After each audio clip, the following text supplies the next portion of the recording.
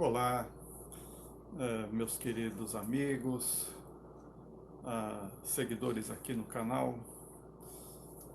Vou fazer um resumo da mensagem pregada domingo na Igreja Batista Memorial em Rondonópolis, que tive como tema Minha Pátria para Cristo, que é, na verdade, o título do hino, né? Oração para a Pátria é o título do hino, mas a primeira frase do hino é Minha Pátria para Cristo, hino 439 do cantor cristão.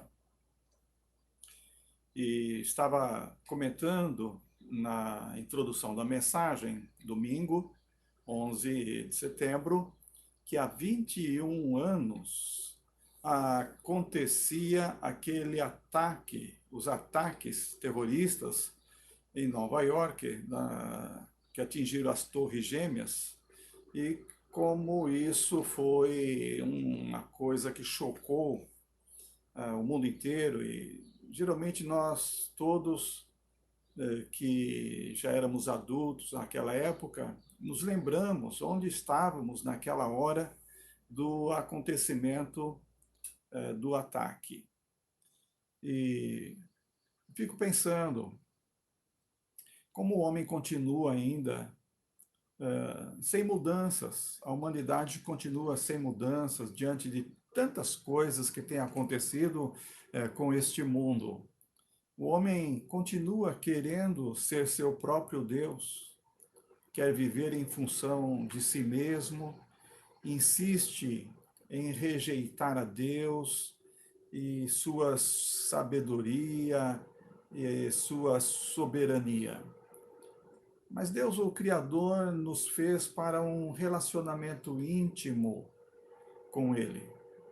E fora desse relacionamento, só restam sofrimento e morte, decepção, depressão, frustração, insatisfação, insaciedade. É por isso que as pessoas vivem de um modo insaciável, nada pode lhes satisfazer, porque não vivem para o que foi criado, ou para quem os criou, que é o Senhor. Por isso, nós oramos, nós cantamos, nós anunciamos as expressões deste hino, Minha Pátria para Cristo. É uma expressão de oração, uma expressão de fé, de poder de oração. Em segundo lugar, é um compromisso em missão. É um compromisso de amor na missão em Cristo Jesus. E em terceiro lugar, a esperança em uma visão. Nós temos uma visão e esperamos que essa visão se cumpra, que é a salvação da nossa pátria. O hino diz assim, hino 439 do cantor cristão: Minha pátria para Cristo, eis a minha petição. Minha pátria tão querida, eu te dei meu coração. Lar prezado, lar formoso, é por ti o meu amor.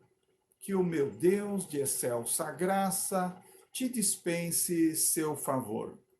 Salve Deus a minha pátria varonil. Salve Deus a minha terra, esta terra do Brasil. Quero, pois, com alegria, ver feliz a Mãe Gentil, por vencer seu evangelho, esta terra do Brasil. Brava gente brasileira, longe vá, temor servil, ou ficar a pátria salva, ou morrer pelo Brasil.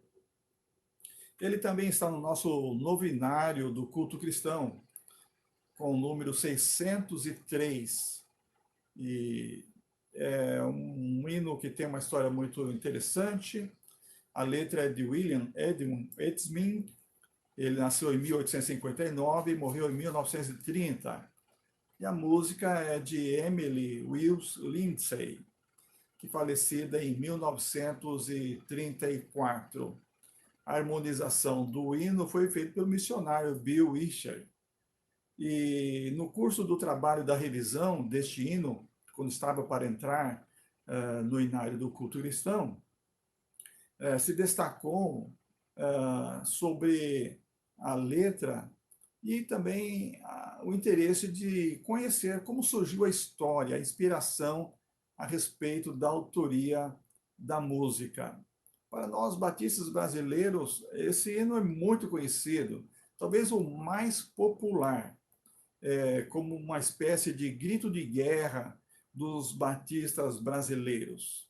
É nosso hino religioso, patriótico, porque fala de Cristo e é uma oração em favor desta grande nação. Depois de algumas pesquisas, encontraram a origem da música, da autora da música, Dona Emily, e ela era professora na escola bíblica dominical, ela era batista, ela era professora de música, musicista exímia, e por mais de 50 anos ela se dedicou fielmente como membro da primeira igreja batista de Nacogdoches, no Texas, Estados Unidos. E ela serviu como organista, uma das líderes do trabalho missionário, e é impressionante. A irmã dela, quando já estava com 92 anos de idade, escreveu dizendo: jamais deixarei de louvar a Deus por ter abençoado os batistas brasileiros através de minha tão abençoada irmã. Não é maravilhoso o alcance que tem uma vida consagrada a Ele? Então, este hino tem história, meus queridos irmãos, e por isso nós cantamos, nós seguimos orando, nós seguimos anunciando minha pátria para Cristo, como essa expressão de fé, como é uma expressão de poder de oração. Embora muitos não expressem fé e não se dediquem à oração, nós devemos permanecer firmes na oração. O ataque de 11 de setembro de 2001 foi um marco na história da civilização moderna. E mesmo assim, como disse, os homens não mudaram. Eles continuam querendo ser o seu próprio Deus, querem viver em função de si mesmo, mas o Deus Criador nos fez para um relacionamento íntimo com Ele. E fora desse propósito, nada pode satisfazer. Vamos relembrar o que Anne Graham falou. Ela é filha de Billy Graham, mais famoso pregador deste século passado. Recentemente ele foi também recolhido às mansões celestiais. E na ocasião, então, daquele atentado terrorista, numa entrevista na televisão, perguntaram a Anne Graham onde estava Deus em 11 de setembro. E ela, então, respondeu de uma forma muito sábia. Apesar das torres terem sido arruinadas, destruídas, com 2.996 mortos, quase 6.300 pessoas feridas, ela respondeu assim: eu creio que Deus ficou profundamente triste com o que aconteceu no 11 de setembro, tanto quanto nós. Por muitos anos nós temos dito para Deus não interferir em nossas escolhas, sair de nosso governo, sair de nossas vidas. Sendo um cavalheiro como Deus é, eu creio que ele calmamente nos deixou. Como poderemos esperar que Deus nos dê a sua bênção e sua proteção se nós exigimos que ele não se envolva mais conosco? Anne Graham também citou outros fatos, resumidamente aqui, por exemplo, quando o ateísta americano que se queixava que era impróprio fazer orações nas escolas americanas, então, como se fazia tradicionalmente nos Estados Unidos, muitos concordaram com isso. E então, disse também, quando disseram seria melhor não ler a Bíblia nas escolas e os pais também não poderiam mais disciplinar seus filhos quando se comportassem mal. Então, Anne Grant citou essas coisas que foram acontecendo. Também, quando disseram que deveriam deixar as filhas fazerem aborto, se elas assim o quisessem, e que nem precisariam contar aos pais. Aí a sugestão foi aceita sem questionar. Quando foi sugerido que não seria possível segurar os rapazes quanto à sexualidade, que fossem distribuídas camisinhas à vontade para eles, sem precisar dizer aos pais. Além disso, foi sugerido que fosse impresso mulheres nuas e em revistas, e alegando que seria uma coisa sadia. Em seguida, a indústria cinematográfica começou a promover filmes e shows com profanações, violências, sexo explícito, gravando também músicas que estimulassem o estupro, drogas, assassinato, suicídio e temas satânicos.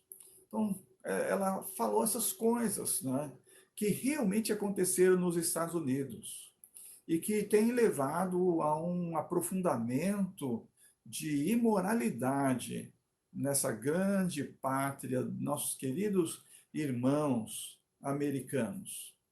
Esta semana, a vice-presidente Kamala Harris esteve reunida numa reunião de pastores batistas da Convenção Batista Nacional em Houston, e ela defendeu o aborto diante desses 2.000 pastores. Então, sem avivamento autêntico, sem Jesus no coração, sem o amor de Deus no coração, a vida é uma inconstância, ela é desequilibrada, ela entra num mergulho cruel e profundo de imoralidade. Sem avivamento autêntico, isto é, um avivamento autêntico significa quando o crente está vivendo uma situação de pecado, como Davi fez, não é? No Salmo 32 e Salmo 51, ele confessa os seus pecados, ele busca o perdão dos seus pecados. Mas quando não tem avivamento autêntico, quando não há esse relacionamento íntimo com Deus, então as pessoas se tornam cruéis. Elas passam a viver uma vida de imoralidade. Nossos crentes batistas também, em muitos ambientes, e a igreja brasileira de um modo geral, não só batistas, está necessitando desesperadamente de arrependimento, de confissão, para que Deus nos livre de um mal maior. Seria cair nas garras dos cruéis ditadores sanguinários que estão rugindo ao nosso redor. Ou o avivamento vem, ou o castigo vem. Essa é a minha percepção. Crente, se você está vivendo na semana no pecado oculto e não se arrepende, sua corrupção está trazendo castigo aos filhos e netos, a esta geração ou à próxima geração. Você sentirá um remorso flagelante na alma, como os cubanos, que até hoje sofrem arrependidos. Cuba era como um motel para os americanos, um prostíbulo. A ilha de Cuba era um lugar onde os americanos buscavam satisfazer as suas luxúrias. E em 1959 eles perderam a liberdade. O castigo chegou. Eles nunca mais recuperaram a liberdade. Então, como dizia Anne Grant naquela entrevista na televisão, se analisarmos tudo seriamente, nós iremos facilmente compreender que nós estamos colhendo exatamente aquilo que temos semeado. Precisamos tomar cuidado. Nós precisamos olhar para a palavra de Deus quando ela diz: não vos enganeis, de Deus não se zomba, pois aquilo que o homem semear, isso também ceifará. Gálatas capítulo 6, versículos 7 2008. A nossa oração, portanto, nesse tempo aqui, que foi a Semana da Pátria, é essa expressão deste hino. Salve Deus a minha pátria varonil. Salve Deus a minha terra, esta terra do Brasil. Que Deus tenha misericórdia de nós e que haja um avivamento.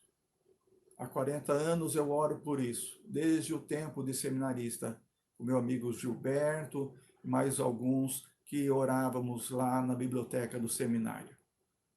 O Brasil precisa de um avivamento. Oremos para que Deus tenha misericórdia da nossa nação.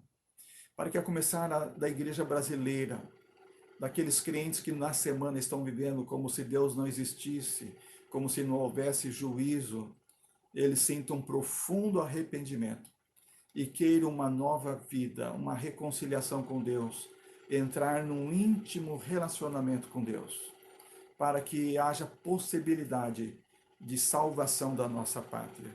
Porque se falta testemunho dos crentes, não podemos esperar um milagre. Mas se a igreja viver um avivamento nesse tempo, Deus pode nos livrar de um castigo que possa estar às portas e iminente. Deus nos abençoe. Oremos pelo Brasil, pelos rumos da nossa nação, para que Deus nos livre do mal e a nossa pátria seja salva por Cristo Jesus, nosso Senhor e Salvador. Amém.